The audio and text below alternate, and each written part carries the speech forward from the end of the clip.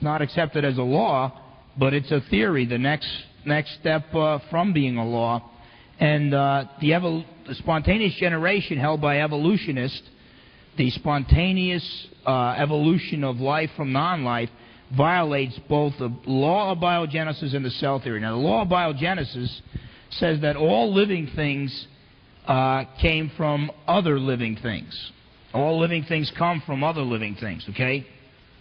The cell theory, but the spontaneous generation says the first living thing had to come from non-living material. So it violates the law of biogenesis. The cell theory says that the cell is the basic unit of life, okay? It's the most basic unit of life. It's not always the smallest unit of life, because an ostrich egg is one cell, and that can get pretty big. But it's the basic unit of life, okay? And the cell theory teaches that new cells arise only from pre-existing cells, okay? Now, my college biology textbook when I was a freshman with Liberty University, it was an evolutionary textbook. They stated new cells arrive from pre-existing cells, and then it said, except, of course, for the first cell, which had to have evolved from non-living material. Well, where did they get that? They presented no evidence for that, but what they basically said was, well, since from nothing, nothing comes, the first cell had to come from somewhere. We deny God's existence. The only thing left is non-living material. So even though it just violates the theory we're giving you, so be it. That's better than bending the knee before God's throne. But the evolution model holding to spontaneous generation violates both the law of biogenesis and the cell theory. Basically, the natural laws, the laws of nature by themselves, do not produce what is called specified complexity. Specified complexity is the highly complex information found in living things, okay? Norman Geisler, a Christian philosopher, stated that the natural laws can explain the Grand Canyon, how the Grand Canyon got there. However, natural laws cannot explain the faces on Mount Rushmore. You see, you've got highly complex information that shows evidence of intelligent design in the faces on Mount Rushmore. It has been proven that a single-celled animal contains enough genetic information to fill an entire library. In fact, the DNA strand itself, the DNA alone, gives you enough information to fill one volume of an encyclopedia. But a single-celled animal contains enough genetic information, when you throw the RNA and everything else into it, to fill an entire library. Now, the question has been proposed, how many explosions would you need to have in a print shop before, by chance, out would pop a Webster's Dictionary? Well, no matter how many explosions you had, you're never going to get a Webster's Dictionary. It takes intelligent design. So intelligent intervention is needed to produce the specified complexity found in a single-celled animal, what the evolutionists would call first life. And so I think the creation model here, as before, is more plausible. By the way, Carl Sagan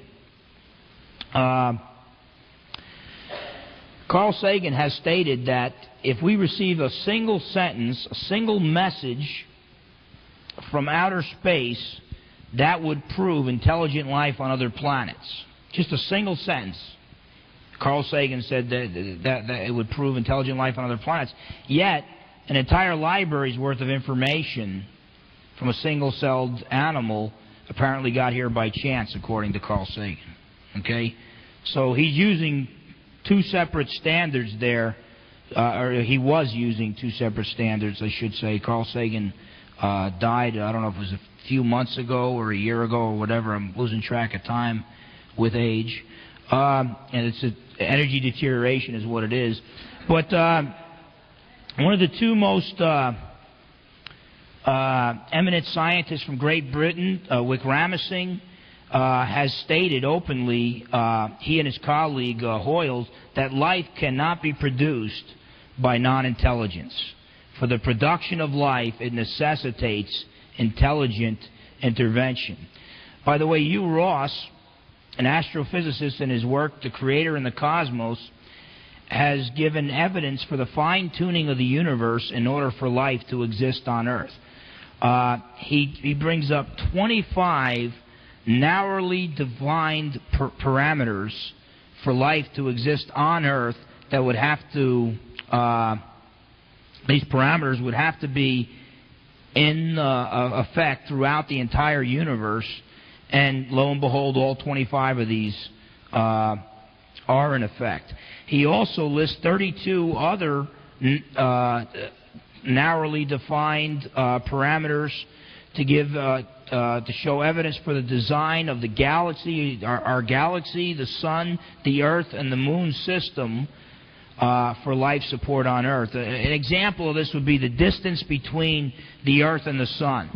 If the Earth was just a little bit closer to the sun, we would all fry. If the Earth was a little bit further away, we'd all freeze to death. But for life to be possible on the planet Earth, there are 25 factors that are essential for that, and the universe was designed exactly that way. And then there's 32 other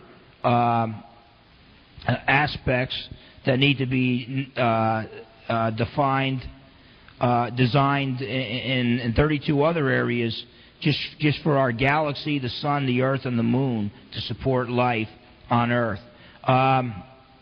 So basically, the more we examine the universe, whether we look at a small, tiny, single-celled animal, or whether we look at the universe as a whole, the more we examine the universe in which we live, the more we see evidence of design, of intelligent design, and the more evidence we see for the Creator. Let me see here. Okay, now what I want to do is look at the origin of new life forms, and we'll be closing with this after we examine this. The origin of new life forms. We already looked at the origin of the universe and the origin of first life. And now I want us to look at the origin of new life forms. When one looks at the fossil record, fossilized, dead animals in the fossil record, we find that there are gaps, and new life forms appear suddenly and fully developed. The gaps in the fossil record, the gaps between species, show no evidence for missing links.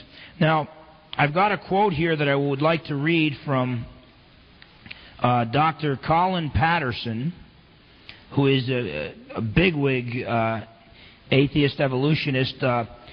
He's the senior principal scientific officer of the paleontology department of the British Museum of Natural History in London. I'm not sure, I believe that museum has more fossils than any other museum on Earth. But he's one of the foremost experts in his field.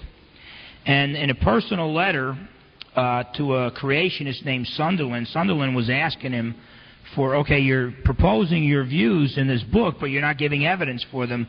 And so this is what Colin Patterson, who's an atheistic evolutionist, this is how he responded in writing. I fully agree, and keep in mind he's one of the foremost experts on the fossil record, so if there's evidence there, he should know it. I fully agree with your comments on the lack of direct illustration of evolutionary transitions in my book. If I knew of any, fossil or living, I would certainly have included them. Yet Gould is an evolutionist who admits there's no fossils of transitional forms and comes up with an alternative theory. We'll talk about him next week. Yet Gould and the American Museum people are hard to contradict when they say there are no transitional forms. You say that I should at least show a photo of the fossil from which each type of organism was derived. I will lay it on the line. There is not one such fossil for which one could make a watertight argument. And so the guy who's got access to all the information. Dr. Colin Patterson, one of the foremost experts on the fossil record, says, well, the reason why I didn't present any examples of recognized transitional forms of missing links between the major species is because there are none. We haven't found any. And that's from Dr. Colin Patterson. When we talk about new life forms, not only should we look at the fossil record, which supposedly evolutionists say that this is evidence that of the evolution of from a single-celled animals all the way up to man. We also, one of the most complex things you can talk about as far as new life forms would be the human brain.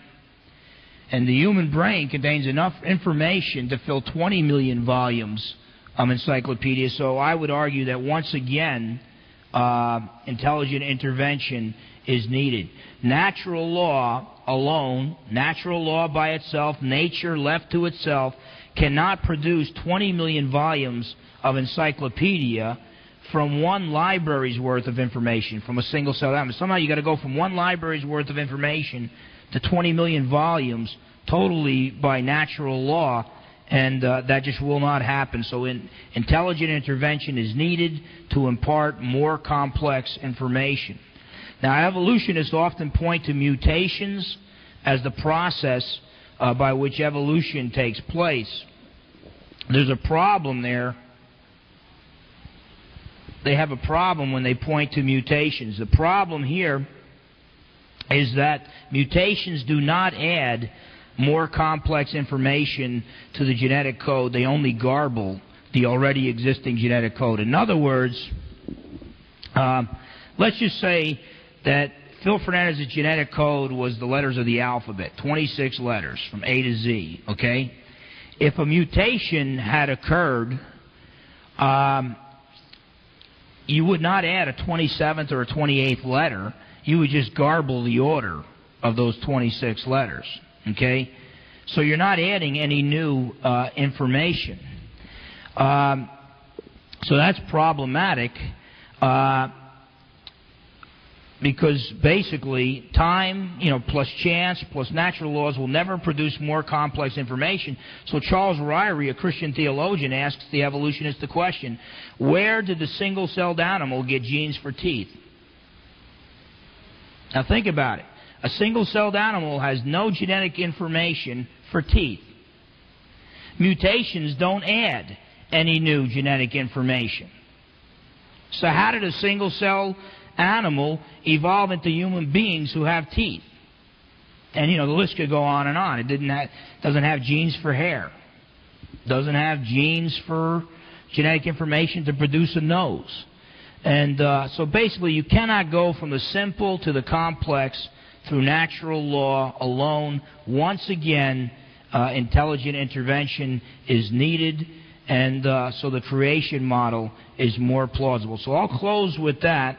The conclusion of our three scientific tests, creationists have never seen the invisible Creator, except those who saw when the invisible Creator became visible and walked the earth, and we will see Him face to face when our Lord returns. But creationists have never seen the invisible Creator. Still, evolutionists have never seen the supposed evolutionary changes of the past. So we must use the principles of uniformity and causality to see which model, the creation or evolution model, is more plausible. And these principles declare creationism to be far superior of a model than that of evolution. The universe needs a supernatural cause, and this cause must be an intelligent being to bring life from non-life and complex life forms from simple life forms. Now, next week, what I'd like to do is look at some of the major problems with evolution. We'll talk about the dating methods of the evolutionists, and we'll also talk about the supposed missing links between apes and men, and Archaeopteryx, thought to be a transitional form between reptiles and birds. So we'll discuss some of those issues next week as we discuss the major problems with evolution. At this point, Let's close with a word of prayer.